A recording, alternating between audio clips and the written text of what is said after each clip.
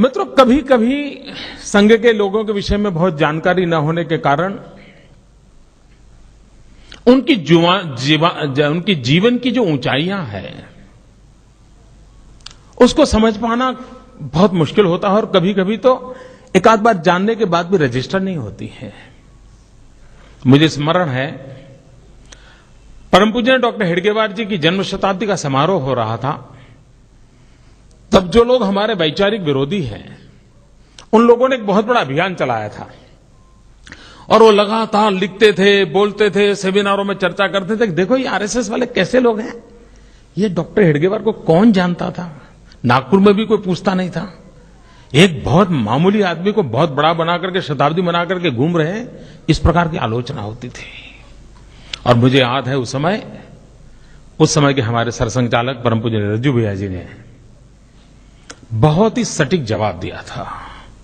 उन्होंने कहा कि हमारे आलोचक जो कहते हैं कि डॉक्टर हेडगेवार जी बहुत सामान्य थे, मैं इसका विरोध नहीं करता हूं।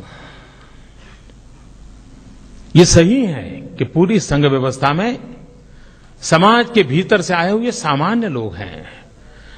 विशेषता ये नहीं है कि ये लोग सामान्य हैं कि असामान्य हैं, विशेषता ये है कि ये सामान्य लोगों ने असामान्य काम करके दिखाया है।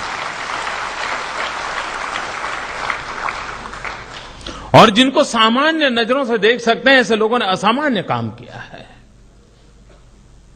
मित्रों, इस सारी किताब को पढ़ने से संघ विषय में जो इतने भ्रम है, उन भ्रम का निरसन पढ़ते पढ़ते हो जाएगा।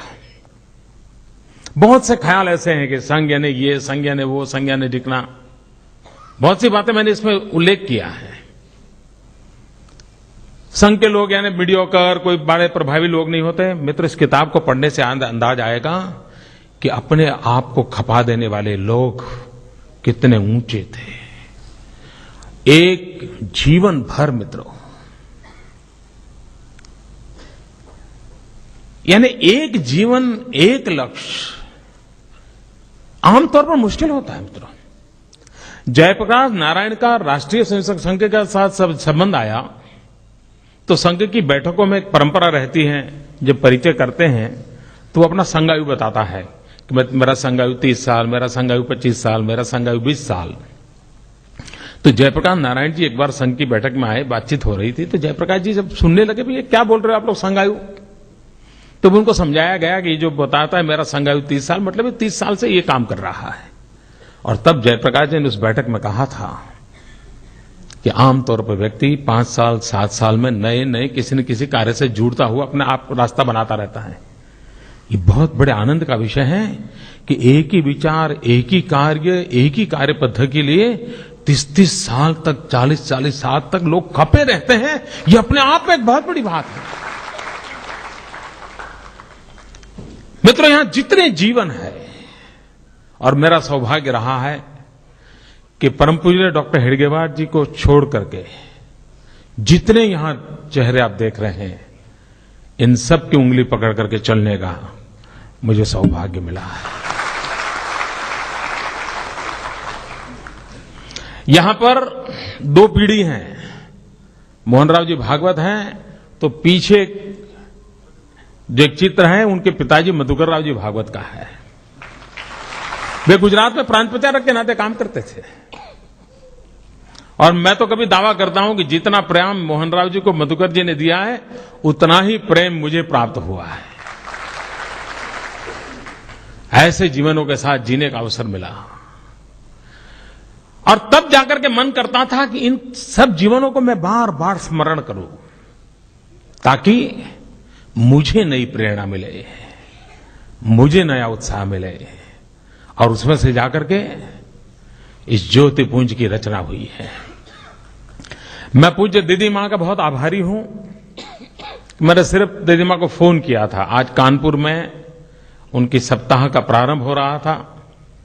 मैंने आग्रह किया, वो कष्ट उठा करके वो आई, और मेरा दीदी मां से परिचय बहुत पुराना है, बहुत पुराना। उनके गुरुजी के साथ मेरा संबंध आया, और तब बहुत पहली बार दीदी मां हमारी आई थी बापूनगर के चकोड़िया महादेव के अंदर, और एक छोटा सा कार्यक्रम उनका चल रहा था, 35 साल हो गए होंगे, 30-35 साल हो गए होंगे।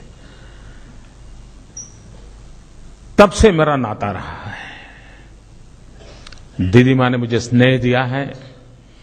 और मित्रों, मैं आपसे भी अनुरोध करता हूं, कभी वृंदावन जाने का अवसर मिले तो दीदी माँ ने जो वात्सल्य धाम बनाया है, आप जरूर उसको देखिए दोस्तों, जरूर देखिए। यानी कि मां की संवेदना को सार्वजनिक रूप में किस प्रकार से मोड़ा जा सकता है और किस प्रकार से सामाजिक चेतना का उत्थान काम किया जा सकता है, वो दीदी मां ने करके दिखाया है। इतनी व्यस्तताओं के बाद भी दीदी मां आई आशीर्वाद देने के लिए। मैं आदरणीय भागवत जी का बहुत आभारी हूं। एक स्वयंसेवक के नाते हम लोगों के जीवन में ये बड़े गौरव की बात होती है कि जब हमारे कोई अधिकारी, हमारे संघ व्यवस्था के जो मुखिया हमें आशीर्वाद देते हैं तो यूं ही हमारा सीना फूल जाता है, यूं ही मन जाता है। तो ये मेरे लिए सौभाग्य की बात है। और मैं इसलिए भी इस किताब के अंदर उसकी प्रस्तावना लिखने का कष्ट उठाया है। परम पूज्य सत्यमित्रानंद गिरि जी महाराज ने शंकराचार्य के पद को छोड़ करके समाज सेवा के लिए अपने आप को खपा देने वाले परम पूज्य स्वामी सत्यमित्रानंद गिरि जी, जिनके साथ भी मेरा बहुत ही गहरा अंतरंग संबंध जिसको कहें वो रहा है। मेरे जीवन में कई वर्षों से जिन संतों महंतों ने मुझे शक्ति दी, उसमें एक परम पूज्य सत्यमित्रानंद गिरि जी महाराज हैं। उन्होंने इस किताब की प्रस्तावना लिखी है। मैं आज उनको भी नमन करता हूं। उनका मौन व्रत चल रहा है, लेकिन उनके आशीर्वाद मुझे मिलते रहते हैं। मैं उनका भी बहुत आभारी हूं। और मैं आप सबका भी बहुत आभारी हूं कि आप इतनी बड़ी संख्या में आए। और मैं आपसे, मुझे विश्वास है कि ज्योतिपुंज जब आप पढ़ें तो उस लेखक की तरफ मत देखना, उस लिखने वाले को भूल करके पढ़ना, उन तपस्वियों को याद करना और संघ जीवन में कैसे कैसे कस उठा करके इस महान परंपरा को, इस संघ गंगा को कैसे चलाया गया है, कितने संयम बरते गए हैं, कितने कष्ट उठाए गए हैं, कितनी व्यवस्थाएं विकसित की गई हैं। एक प्रकार से लीडरशिप ट्रेनिंग का ये भारतीय मॉडल है मित्रों, जहां उत्तम नेतृत्व समाज को देने का सामर्थ्य इस परंपरा में है। और मेरा सौभाग्य है इस परंपरा में मैं पला बड़ा हूं, ये मेरा गौरव है। और ऐसी ज्योतिपुंज किताब गुजरात के सार्वजनिक जीवन की विकास यात्रा को, संगठनों की विकास यात्रा को, गुजरात के ऐतिहासिक घटनाक्रमों के मोड़ का भी इसमें कहीं न कहीं आपको जिक्र मिलेगा। उस समय के लोग क्या सोचते थे उन घटनाओं को, उसका अनुभव आएगा।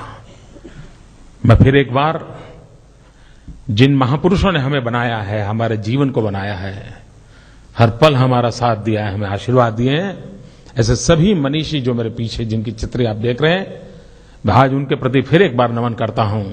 ये ज्योतिपुंज आपके चरणों में देते हुए मन को एक संतोष की अनुभूति करता हूं और फिर एक बार आप सबका बहुत बहुत धन्यवाद करता हूं।